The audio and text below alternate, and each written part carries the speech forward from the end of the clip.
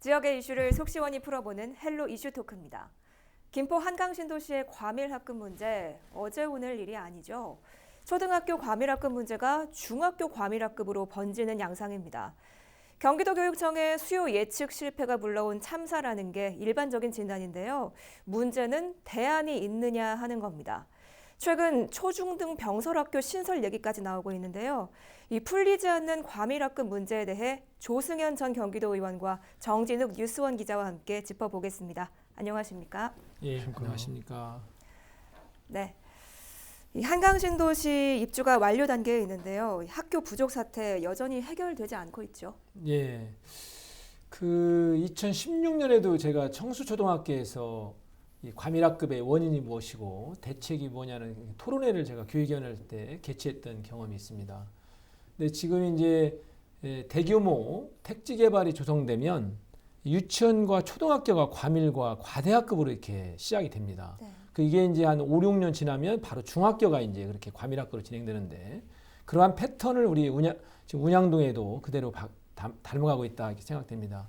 다만 지금 신도시 보면 초등학교는 이제 현재 학급당 평균 아이들이 한 28명 정도 됩니다. 네. 중학교가 이제 상당히 그 과밀학급인데 보통 한 35명 전후의 아이들이 학급당 지금 수를 갖고 있어요. 그래서 네. 그러다 보니까 이제 이런 과밀학급 플러스 초등학교는 과대학급이 되고 있습니다. 예를 들어서 청수초등학교 같은 경우는 42학급으로 원래 설립이 됐는데 지금은 65학급이에요. 네. 그리고 하늘빛 초등학교 같은 경우는 24학급으로 출발했는데 지금 45학급. 왜냐하면 제가 이제 교육위원회 있을 때 그 두 학교를 증축 예산을 확보했기 때문에 그 현안을 좀 파악하고 있습니다. 그래서 네. 이렇게 과대학급이 됐을 때는 아이들의 인성이나 창의교육 또 체육 활동하는데 크나큰 장애가 일어나고 있다라는 걸 말씀드리고 싶고요. 이게 이제 어느 정도 학급 인원은 줄었는데 이제 중학교가 이제 과밀 과대학급으로 이렇게 전환되는 상황이기 때문에 이게 이제 중학교의 새로운 신설 문제를 우리가 신속하게 접근할 필요가 있다 이렇게 보여집니다. 네. 초등학교와 중학교 모두 과밀학급과 과대학급을 동시에 겪고 있다는 예, 말씀이시죠? 그렇게 봐야 됩니다. 예. 네, 알겠습니다. 이 신도시 조성 단계별로 학급 부족 사태에 온도차가 있습니다. 장기동의 경우에는 증축으로 인해서 안정화를 보이고 있는 반면에 운양동과 구례동은 여전히 문제가 이어지고 있다는데요. 어떤 상태인가요? 현재 이제 운양동의 하늘빛 초등학교 같은 경우는 총원이 1263명이고요. 학급이 45학급 정도 됩니다. 청수초등학교 같은 경우는 1774명 정도고요. 학급이 62학급, 또 유치원하고 특수학급까지 포함되어 있군요. 김포 운양동의 청수초등학교는 이렇게 10월 기준이 1714명인데 최근 아파트 단지가 늘면서 문제가 좀 불거졌어요. 또 교육청이 또 지난 8월에 푸른솔 초등학교만 진학할 수 있던 리버 엘린뜰 아파트 학생, 문양동에 있는 거죠. 청수초등학교도 갈 수 있도록 공동학교 지정했습니다. 그렇게 하면서 푸른솔 초등학교로 통하기 위해서 이제 8차선을 도로를 건너야 하는데 이런 위험성이 있어서 학부모들이 이제 청수초등학교 학생을 보낼 수 있도록 그 기회를 줬는데요. 문제는 이제 청수초등학교가 2014년 개교 후에 당초 학급이 42학급 규모로 2015년 3월 기준 1165명의 초등학교가 재학생 중이었는데 이렇게 해서 다시 600명이 좀 늘어난 상태예요. 네. 그래서 이제 지난 2월에 교실 중축에 나섰지만 내년에 또 4에서 5학급 정도 더 늘어날 것으로 보여서 과밀 증상이 더 심화될 것으로 보입니다. 그래서 이 청수초등학교 학부모들은 이 공동학교 철회를 좀 주장하고 있습니다. 그래서 이 또 과밀학급 문제에 대한 대책을 촉구하고 있거든요. 근데 구례동 같은 경우도 나비초등학교 있는데 총 42학급에 1,318명이 있습니다. 근데 이 중에서 이제 구례초등학교가 이제 9월달에 개교 예정에서 여기서 한 반명 정도, 그러니까 650명 정도가 내년 구례초 개교가 되면 이동할 예정입니다. 현재는 나비초등학교도 과밀학급 상태입니다. 아, 그렇군요. 네, 그럼 이 김포 과밀학급 문제를 직접 경험하고 있는 김포의 한 학부모 전화 연결해 보겠습니다. 안녕하십니까? 안녕하세요. 네, 먼저 본인 소개부터 부탁드릴게요. 예, 김포 학부모 중학교 3학년에 자녀를 두고 있는 이혜주라고 합니다. 네, 김포 운양동 일대의 초등학교 과밀이 얼마나 심각한 상황인 건가요? 이 초등학교는 이미 증축을 넘치게 해버려서 이젠 더 이상 증축이 불가능한 상태고요. 이제 초등의 과밀을 넘어서서 그 심각함이 중고등학교로도 넘어오고 있는 그런 예상을 뛰어넘는 상황에 와 있습니다. 자녀분이 중학생이라고 하셨는데요. 중학교 네, 과밀 맞습니다. 학급도 심각한가요? 네, 초등 과밀이 지금 꽤 오랫동안 지속되다 보니까 그 아이들이 이제 졸업을 해서 학교에 중등에 입학해야 되는 상황이 됐으니까요. 이제 어떻게 보면 초등의 과밀 문제보다는 중등의 과밀이 김포가 안고 있는 가장 더 큰 문제라고도 할 수 있겠죠. 네, 자녀분이 지금 중학교 몇 학년이시죠? 중학교 3학년입니다. 네, 그럼 초등학교에서 이 중학교 3학년이 되기까지 이 과밀학급 양상이 어느 정도 심각해졌나요? 초등 내내 특수 목적 교실을 사용할 수가 없을 정도의 상황이었어요. 특수 목적 학교들이 교실들이 초등학교 아이들한테는 굉장히 중요한 곳들이잖아요. 음악실을 활용한다든지 미술실을 활용하다든지 학생 자취실이 있어야 된다든지. 근데 이런 교실들이 특수한 목적을 가졌던 교실들이 하나하나 사라지기 시작해서 거의 아이가 중학교 졸업할 때쯤에 돼서는 그 운양동에 위치해 있는 한빛 중학교를 입학할 예정의 두 초등학교는 이미 공사판 학교라고 그럴까? 저희 학부모들끼리는 그런 층을 쓰는데요. 공사판 학교에서 그 1년을 이상씩을 다녔던 아이들이 또 중학교에 와서 다시 공사 중인 중학교를 입학해야 하는 거 아닌가 하는 큰 걱정들을 많이 안고 있죠. 네, 학교 오가는 길에 공사 현장이 너무 많다 보니까 아이들 입에서 공사판 학교다 이런 말까지 나오고 있다고 하는데요. 현재 뚜렷한 대안은 나오지 않고 있습니다. 학부모들이 이 교육청에 바라는 점이 있다면 어떤 게 있을까요? 예, 보통 신도시들이 어느 정도 성장을 하게 되면 이 과밀 과대학교가 그래프가 내려간다고도 전문가들은 말씀을 하시더라고요. 근데 그게 김포 신도시에는 해당 사항이 없는 거 아닐까라는 생각을 합니다. 그렇군요. 이유는 아마 새로 입주하는 아파트들도 굉장히 많고요. 네. 그리고 학령기 아이들의 이주도가 굉장히 높더라고요. 저희 학부모들이 바라는 거는 그 그래프가 꺾이기를 기다리기보다는 초중에 병합된 학교라든가 중고가 병합된 학교들이 신설을 하면 어떨까라는 생각을 하고 있습니다. 네, 잘 들었습니다. 지금까지 김포 운양동 일대 중학교에 다니고 있는 자녀를 두신 학부모님과 전화 연결해봤습니다. 연결 응해주셔서 고맙습니다. 네, 감사합니다. 네, 이 학부모와 전화 연결해서 이야기를 나눠봤는데요. 최근 이 구례동 일대도 입주가 시작되면서 과밀화가 심각해지고 있습니다. 그나마 구례초등학교가 신설 예정이고 또 가칭 마산중학교도 중앙투자심사에 통과가 됐는데요. 이 초등학교, 중학교가 신설이 되면 과밀학급이 당장은 해소가 되는 건가요? 일시적으로는 해소가 가능하겠죠. 이제 올해 2019년 3월에 은열초등학교가 개교를 했고, 네. 방금 앵커께서 말씀하신 대로 내년 9월에 구례초등학교, 그다음에 2021년 3월에 마산중학교가 이제 신설할 예정이지 않습니까? 네. 그래서 현재 구례동도 그 학생 수요 예측 빗나감에 인해서 은열초등학교도 올해 개교했지만 내년에 또 증축을 해야 되는, 그러다 보니까 아까 학부모가 말씀드린 대로 아이들이 얘기하는 공사 현장을 다니는 그런 등교를 할 수밖에 없는 네. 그런 안타까움이 있는 것 같습니다. 그래서 일시적으로는 해소가 되겠지만 이 근본적으로 이제 수요 예측의 빗나감으로 인해서 이 상황이 발생된 거거든요. 그래서 지금이라도 경기도 교육청도 기본적으로 지금까지 해왔던 그 학력 인구를 유발하는 그런 산출 프로그램이 체계적으로 좀 없었어요. 예. 근래 이제 통계청이 각 시도교육청에 그 프로그램을 공급했단 말이에요. 이 근거로 해서 재검토할 필요가 있다라는 생각이 들고 있고요.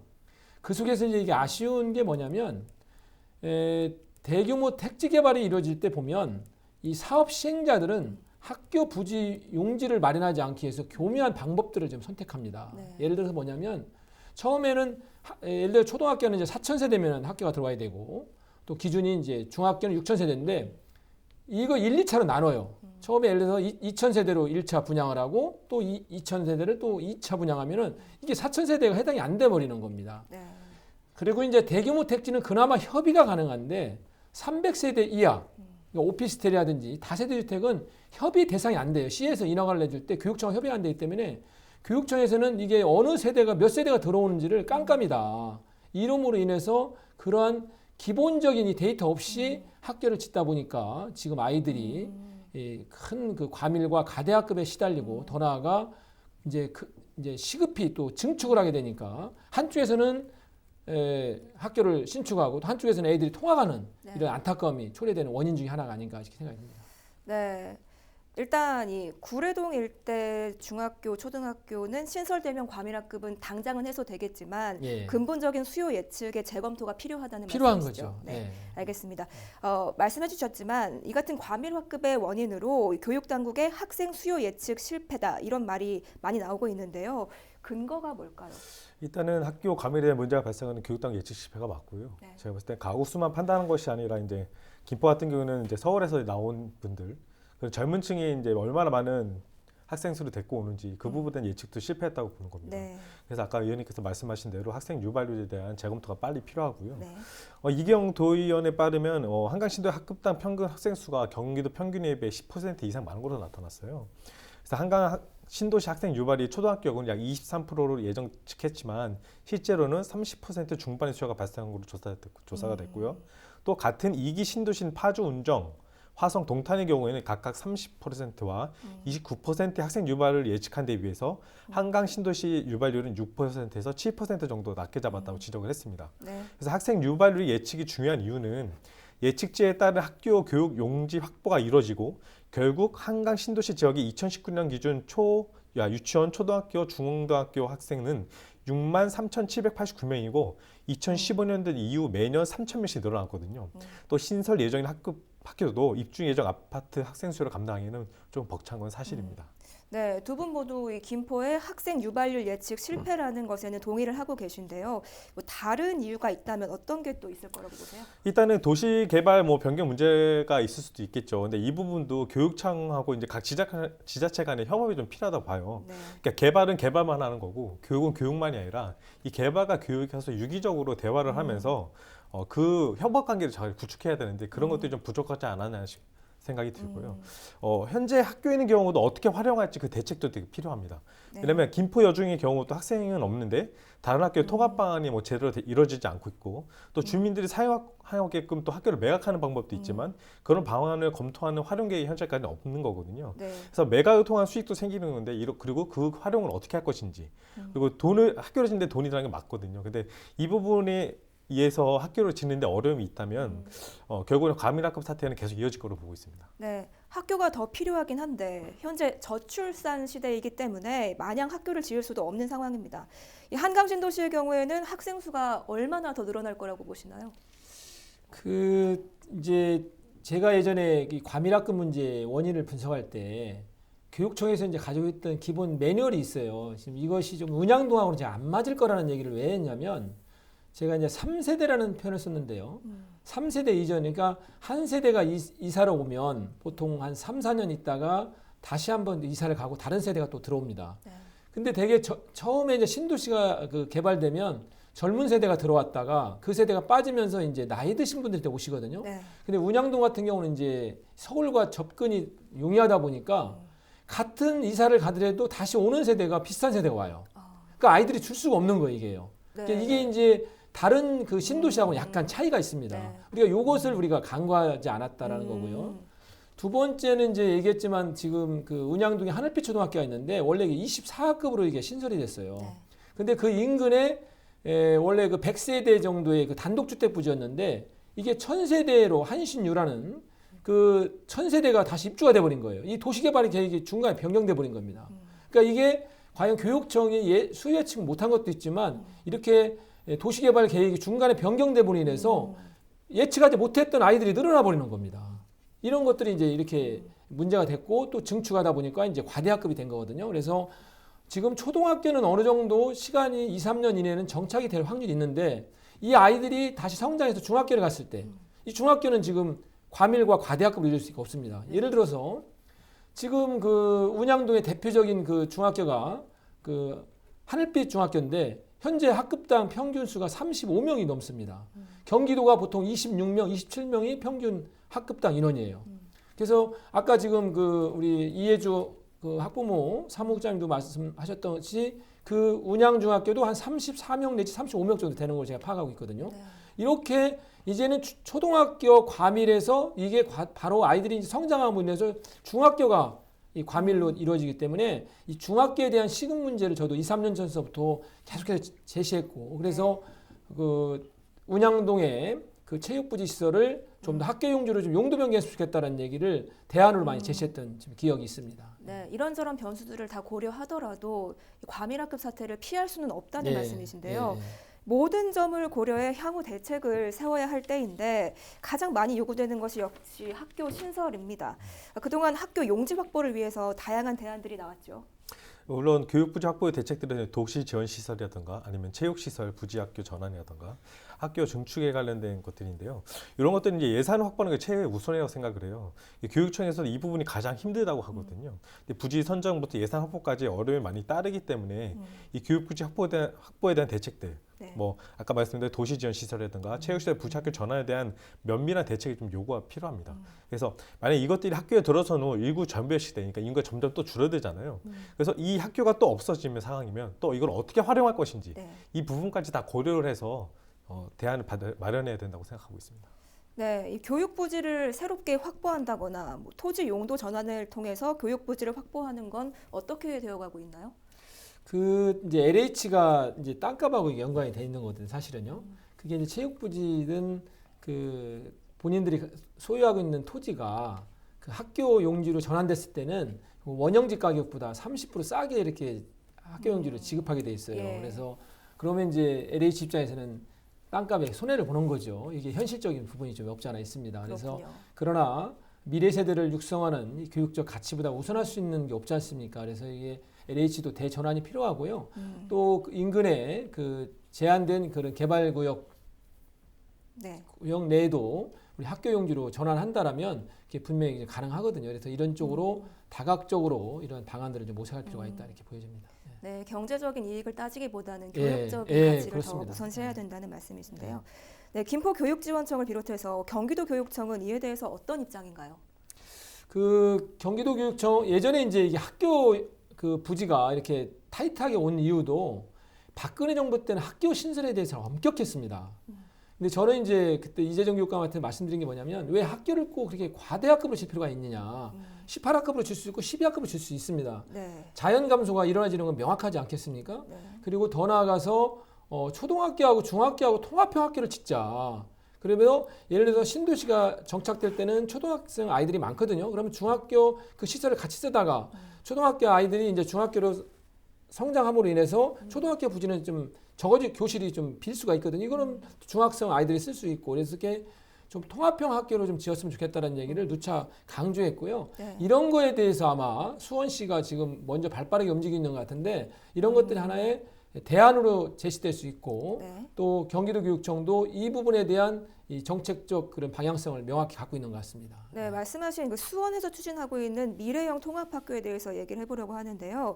이 중고등학교 통합학교 어떤 방식의 학교인 건가요? 한마디로 이제 초등학교부터 중학교, 이제 고등학교까지 같은 공간을 사용하게끔 한다는 거죠. 그래서 그 공간에서 활용하겠다는 건데 이게 일단은 두 가지 측면에 양쪽의 의견이 좀 갈리는 입장이에요. 그러니까 교육적인 측면과 그리고 경제적인 논리적인 측면에서 약간 갈리는 방법이 있는데 일단 교육적인 측면으로 봤을 때는 약간 부정적인 입장이에요. 왜냐하면은 이게 디테일하게 그러니까 인구 수나 이런 것들을 봤을 때는 공간 활용이나 부분은 좋지만 디테일하게 이제 교육적인 측면에 들어가면 그 나이가 각층마다 이 나이대에 있는 학생들이 다양하게 있지 않습니까? 결국에는 그 안에서도 힘의 논리가 작용한다는 거예요. 만약 운동장 쓸 때도 큰 아이들이 작은 아이들을 못 쓰게 한다던가 아니면은 또 교장이 한 명이고 초등학교부터 6학년 그리고 초등학생들 그리고 유치원 중학생까지 다 있는데 이거를 이제 교장이 이제 혼자 관리하다 보니까 그런 문제점들 그리고 초등학교 교육을 보면은 경영 중심하는 문화교육도 생태교육도 이런데 중학교도 다르다는 거죠. 그래서 이런 부분이 있어서 약간의 온도 차이는 있는 부분이 있습니다. 네, 이 부분에서 온도 차이가 있다 이렇게 말씀해 주셨습니다. 오늘 여기까지 이야기 듣겠고요. 오늘 김포 한강신도시의 과밀학급 문제에 관해서 두 분과 이야기 나눠봤습니다. 오늘 두 분 말씀 고맙습니다. 감사합니다. 네, 지금까지 헬로 이슈토크였습니다.